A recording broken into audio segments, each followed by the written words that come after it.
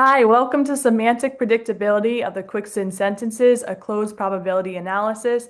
I'm Dr. Smith, and this project was in collaboration with Dr. Ganem. We are both professors in the CSD department.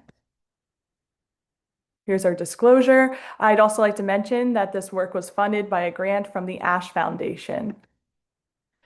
So a common patient report in the audiology clinic is difficulty hearing and background noise.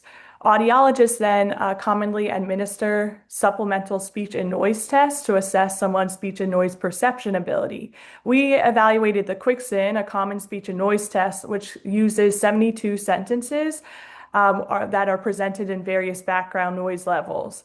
And we focus on evaluating the semantic context in the sentences. Are the sentence balanced for their semantic context? Semantic context helps facilitate processing of sentences, especially when presented in noise. The ability to use context differs substantially between patients based on individual factors, such as language history or language background. This imbalance in processing effort across the sentences then may potentially impact the reliability of speech and noise tests results like the QuickSIN. So our objective to evaluate the semantic predictability of the sentences used in the QuickSIN, a clinical assessment tool of speech and noise perception, with the aims of evaluating the consistency of the stimuli used to assess speech and noise deficits. We had 86 participants who completed a closed task procedure. They were seated at a computer and would view QuickSIN sentences, the 72 sentences, and they would have to type in and supply the final word ending. They supplied the most likely ending, whatever word popped in their head first that they believe made sense with finishing the sentence.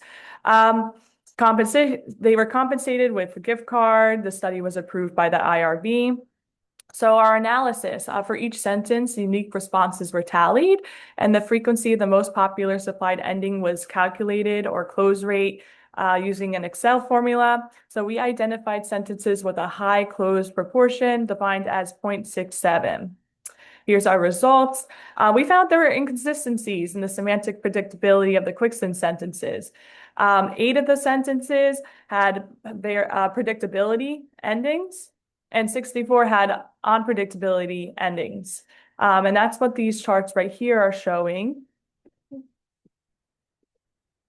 So our results indicate that the QuickSIN sentences vary in their degree of predictability. Speech and noise tests should be normed for semantic predictability to accurately assess auditory rather than linguistic processing. So our findings warrant continued investigation and standardization of semantic context used in clinical speech and noise assessments. Here's our references.